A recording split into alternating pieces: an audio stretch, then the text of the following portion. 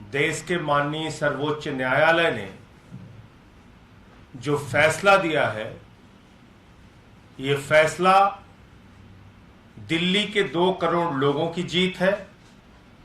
ये फैसला अरविंद केजरीवाल जी के संघर्षों की जीत है, उनके जज्बे की जीत है, उनके लगन की जीत है।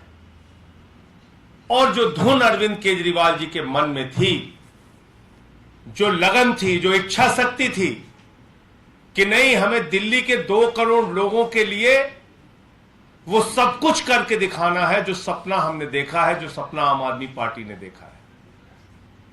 लड़ाई कोई व्यक्तिगत नहीं थी, लड़ाई इस बात के लिए थी कि एक पार्टी और उसके प्रधानमंत्री नरेंद्र मोदी जी हैं जो दिल्ली के 2 करोड़ लोगों को सजा दे रहे थे कि तुमने आम आदमी पार्टी को कैसे चुन लिया, तुमने अरविंद केजरीवाल को कैसे चुन लिया। हम तुम्हारा मोहल्ला क्लिनिक नहीं बनने देंगे, हम तुम्हारे सरकारी स्कूल नहीं बनने देंगे, हम तुम्हारी शिक्षा व्यवस्था ठीक नहीं होने देंगे, अरे हम तुम्हारे घर घर के राशन पहुंचाने की योजना तक पे रोक लगाएंगे। यह जो एक दुर्भावनापूर्ण राजनीति थी, आज माननीय सर्वोच्च न्यायालय के फैसले ने प्रधानमंत्री नरेंद्र मोदी के उस दुर्भावनापूर्ण राजनीति के ऊपर विराम लगाने का काम किया है।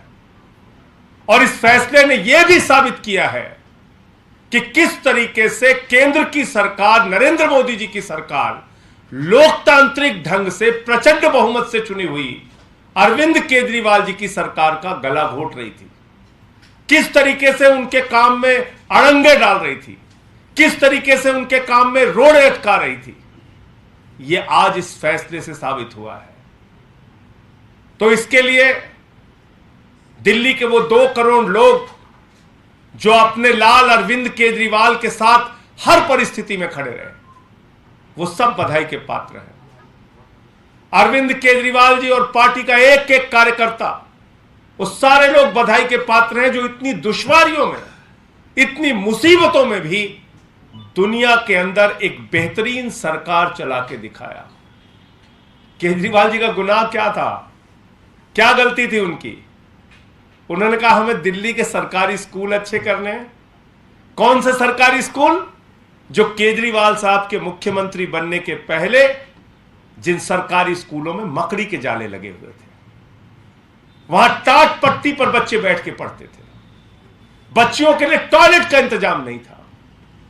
उन सरकारी स्कूलों को अरविंद केजरीवाल जी ने, मनीष सिसोदिया जी ने इतना बेहतरीन बनाया कि अमेरिका के राष्ट्रपति की पत्नी हिंदुस्तान आई तो उसने कहा हमें अरविंद केजरीवाल और मनीष सिसोदिया ने जो सरकारी स्कूल बनाया वो स्कूल देखना है। यह काम उन्होंने किया। सरकारी स्कूलों में स्विमिंग पूल का निर्माण, एथलीट के ग्राउंड, हॉकी के ग्राउंड, सरकारी स्कूलों के टीचर्स को विदेशों में ट्रेनिंग के लिए भेजना। 8 साल से इंटर का रिजल्ट सरकारी स्कूलों का प्राइवेट स्कूलों से बेहतर आ रहा है। यह काम दिल्ली में किया। मोहल्ला क्लिनिक का एक बेहतरीन मॉडल दिया जिसकी चर्चा पूरी दुनिया में हो रही है। डोर टू डोर राशन की स्कीम लागू करना चाहते थे, नहीं होने दिया। मोहल्ला क्लिनिक की संख्या बढ़ाना चाहते थे, उस पर रोक लगा के बैठे।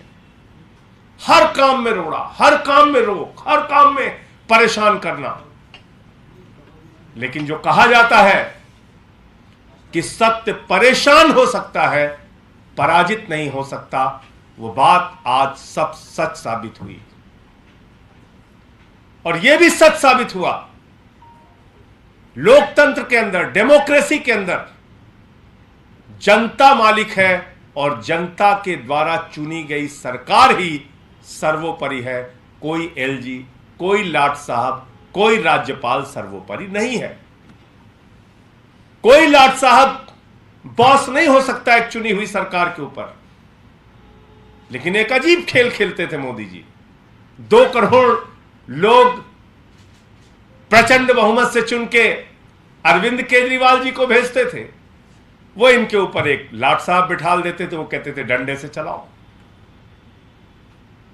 फिर दोबारा चुन के भेजते थे, फिर डंडे से चलाओ, फिर तो ये एक प्रक्रिया चल रही थी।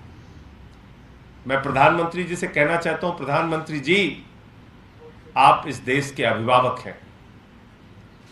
आपको इस देश के 140 करोड़ लोग अपने अभिभावक के रूप में देखते हैं। दुर्भावना की राजनीति बंद कीजिए, राज्य सरकारों का गला घोटने की राजनीति बंद कीजिए। अरविंद केजरीवाल से आपकी लड़ाई हो सकती है, राजनीतिक लड़ाई हो सकती है, लेकिन उनको जिस जनता ने चुना है उसको सजा मत दीजिए, उनके बच्चों को सजा मत दीजिए, उनके स्कूलों को मत रोकिए, उनके अस्पतालों को मत रोकिए। तो आज माननीय सर्वोच्च न्यायालय का आदेश मोदी सरकार की तानाशाही, लाट साहब की तानाशाही और लोकतंत्र का गला घोटने के प्रयास पर एक जोरदार तमाचा है, एक जोरदार तमाचा है ये निर्णय। और मैं समझता हूं कि अब आगे सहयोगात्मक रवैया मोदी सरकार को अपनाना चाहिए। आगे अरविंद केजरीवाल के कामों पर किसी भी प्रकार का अब तो अड़ंगा लगाने की कोई गुंजाइश आपके लिए बची नहीं, लेकिन अब कोई मन में नई योजना बनाकर प्रयास मत कीजिए और ऐसा काम सहयोगात्मक रवैया अपनाइए कि दिल्ली के 2 करोड़ लोगों को भी लगे कि इस देश के संघीय ढांचे में आपका यकीन है, इस देश के लोकतंत्र में आपका यकीन है, इस देश के संविधान में आपका यकीन है।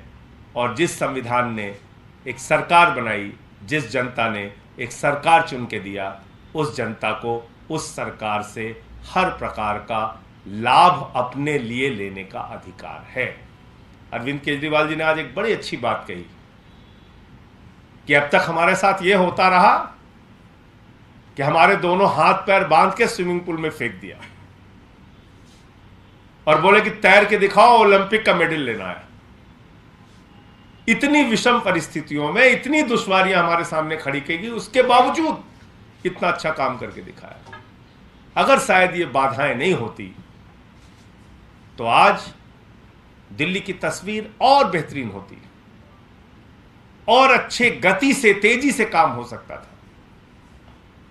उन अधिकारियों ने जो जनता के टैक्स के पैसे से तनख्वाह पाते हैं, उन्होंने भी अपराध किया, अपनी ड्यूटी के प्रति गुनाह करके, अपने ड्यूटी के प्रति लापरवाही करके, अपनी ड्यूटी के प्रति जनता को वरीयता न देते हुए लाट साहब को वरीयता देके। तो ये मेरी ओर से कहना था कि ये बहुत बड़ी जीत है, लोकतंत्र की जीत है, दिल्ली के 2 करोड़ लोगों की जीत है, माननीय अरविंद केजरीवाल के संघर्षों, उनके जज्बों, उनके लगन की जीत है। एक ऐसा शख्स जो इनकम टैक्स कमिश्नर की नौकरी को लात मार के देश की व्यवस्था को बदलने के लिए निकला था, जो सपना उसने देखा हिंदुस्तान के लिए, जो सपना उसने देखा दिल्ली के लिए, उस सपने को पूरा करने में और तेज गति से वो आगे बढ़ेंगे। सर्वोच्च न्यायालय का फैसला हम सब के लिए स्वागत योग्य है।